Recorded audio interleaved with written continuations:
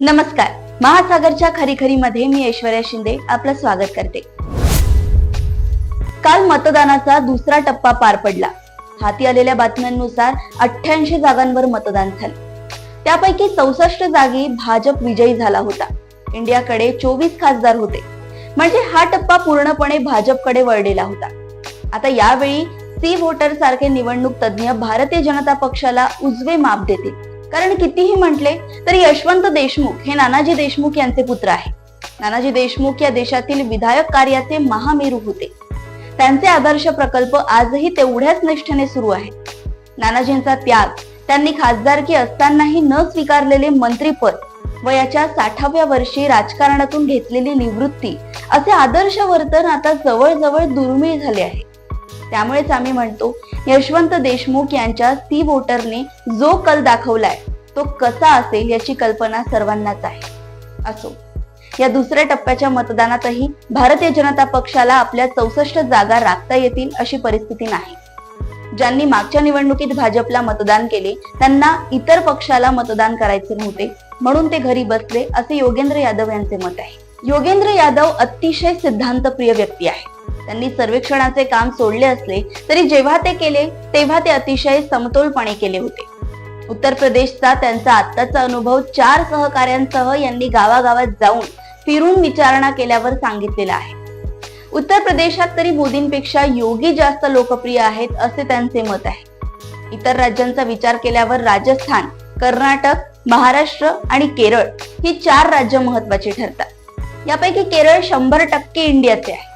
कर्नाटकातील आताच्या 13 जागा देवेगौडा यांचा पक्ष आणि भारतीय जनता पार्टी यांच्यासाठी अनुकूल आहे. पण तरीही त्यांना 6-7 जागांच्या वर यश मिळेल असे वाटत नाही. राजस्थानातील 13 जागांचा कल तसाच संमिश्र आहे. तेथे भारतीय जनता पक्षाला जास्त जागा मिळतील, पण 3-4 जागांवर इंडियाचाही विजय होईल असा अंदाज आहे. आपल्या महाराष्ट्रात हा टप्पा इंडियाला 60% आणि एनडीएला 40% जागा देईल असे वाटते. याचा सरळ अर्थ असा आहे की या टप्प्यात गमावण्यासारखे फक्त एनडीए कडेच आहे. 64 पैकी 15 जागा जरी गेल्या तरी त्यांची भरपाई कुठून होईल हा प्रश्न देखील आहे. योगेंद्र यादव म्हणतात की उत्तर प्रदेशात यावेळी भारतीय जनता पक्षाला 50 जागा मिळाल्या तरी खूप आहे असे समजले पाहिजे. इतर ठिकाणी मतदानाचे आकडे असेच असमाधानकारक आहे. या 2 टप्प्यात भारतीय जनता पक्षाचे ज्येष्ठ नेते, सर्वश्रेष्ठ नेते, अतिविशिष्ट नेते, परम आदरणीय नेते यांच्या प्रभेने आतापर्यंत भारतीय जनता दिपून गेलेली होती. त्यांचा करिश्मा काही प्रमाणात कायम आहे यात शंका नाही. पण 400 जागांचा टप्पा पार करणे आणि त्याच्या गप्पा करणेही लोकांनी बंद केले आहे. खुद्द भाजपच्या नेत्यांनीही ते बंद केले आहे. पंतप्रधान नरेंद्र मोदी आपल्या प्रभावी वक्तृत्वाने जनतेवर मोहिनी घालण्याचा प्रयत्न करीत आहेत. आपल्या महान अभिनेत्री कंगना रनौत म्हणतात त्याप्रमाणे ते निश्चितच देव अवतार आहेत आणि त्यामुळे त्यांच्या प्रभावाची किरणे 4ही बाजूंनी आपला प्रकाश पसरवित आहेत. ज्या ज्या ठिकाणी भारतीय जनता पक्षाला विजय मिळेल तो मोदी साहेबांचाच करिश्मा असेल, यात वाद नाही. काही अपवाद सोडले तर भारतीय जनता पक्षाचे उमेदवार 110% मोदी साहेबांच्या करिश्म्यावरच विजय होतील असं लोक म्हणतात. मग या टप्प्यात मतदान कमी झाले तर त्याचा फायदा कोणाला मिळेल याचे आकडे चिवडत बसण्यापेक्षा ही बाब जून महिन्यावरच सोडून देऊया. अजून 5 टप्पे बाकी आहे.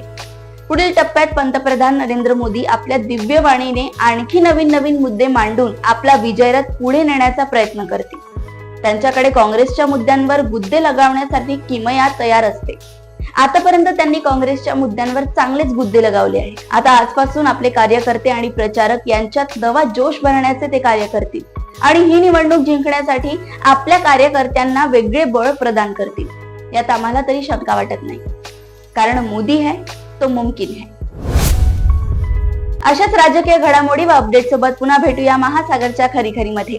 बघत रहा महासागर. आणि अजूनही तुम्ही आमच्या चॅनलला लाईक आणि सबस्क्राईब केलं नसेल तर लगेच लाईक आणि सबस्क्राईब करा आणि बघत रहा महासागर. नमस्कार.